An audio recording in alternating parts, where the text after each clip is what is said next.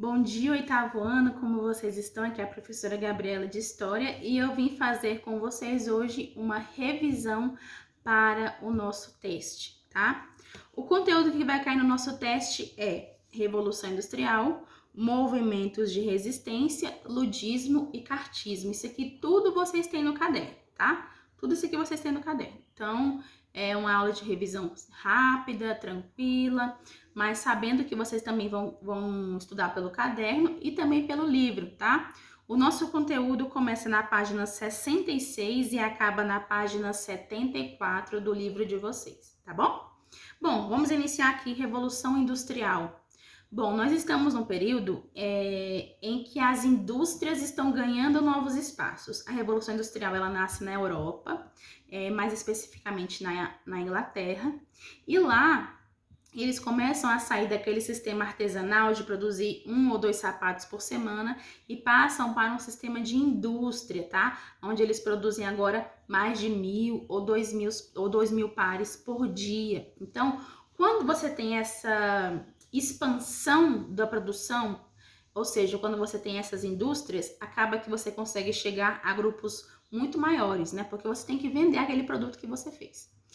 Com isso, a economia na Inglaterra começa a ficar muito melhor, porque eles começam a produzir mais, começam a vender mais. Mas com isso também vem algumas consequências, tá? É nesse momento da Revolução Industrial aqui que a burguesia passa a ficar rica.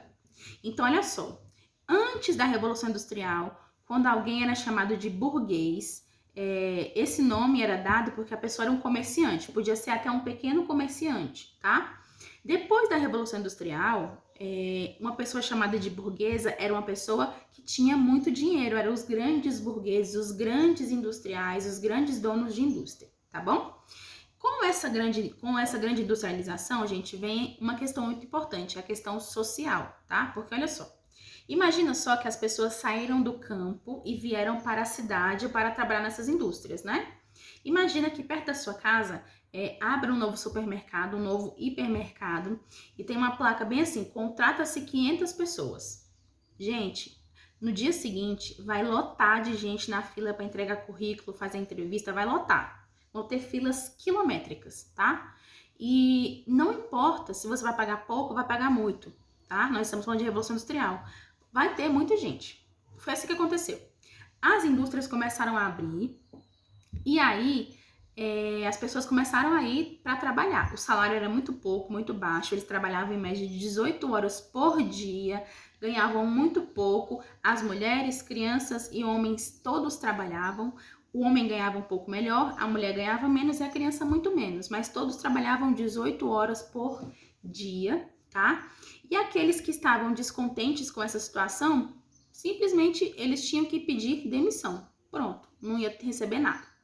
Nesse período da Revolução Industrial, eles não tinham final de semana para descanso, né? Não tinham férias, não tinha feriado, não tinha esse negócio de Natal, Ano Novo, nada disso. Era trabalho de segunda a segunda. Aqueles que se cansavam e adoeciam, eles eram demitidos e outros eram postos no lugar.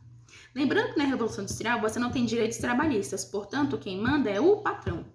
Você não tem essa questão de direito trabalhista, de direito do trabalhador, que vai ajudar o trabalhador, tá? Na Revolução Industrial, quem manda é o patrão. Portanto, se a pessoa está doente, se ela adoeceu naquele ritmo de trabalho intenso de 18 horas, ela simplesmente vai ser demitida e ele vai contratar outro no lugar facilmente, tá?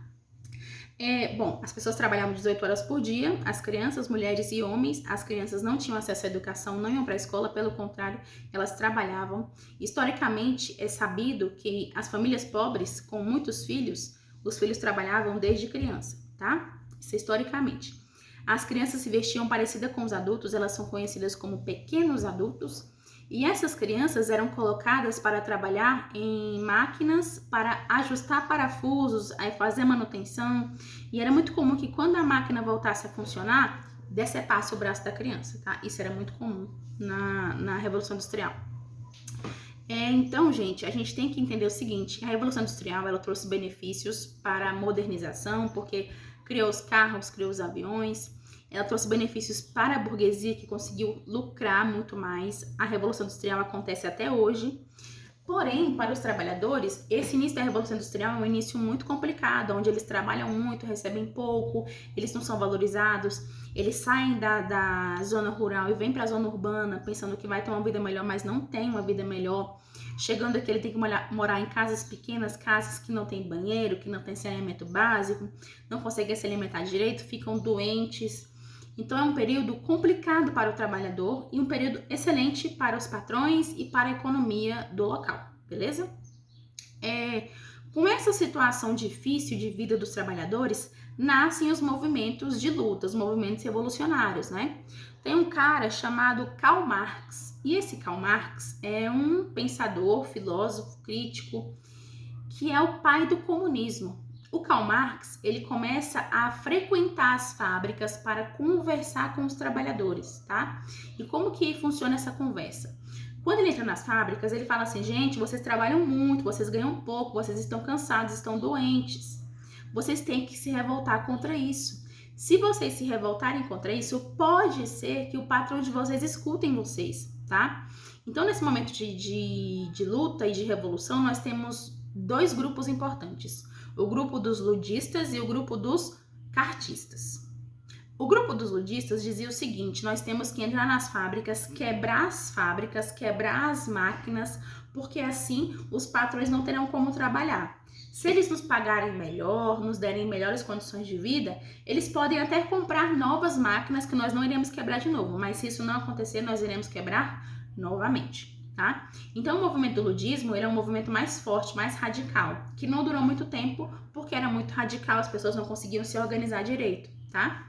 Já o movimento do cartismo é um movimento que envolve a questão da melhor condição de trabalho para o trabalhador, mas também envolve a questão política.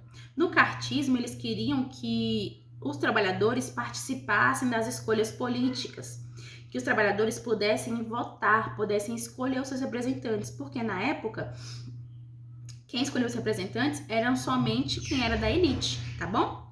Então nós temos esses movimentos de revolução dos trabalhadores na Revolução Industrial.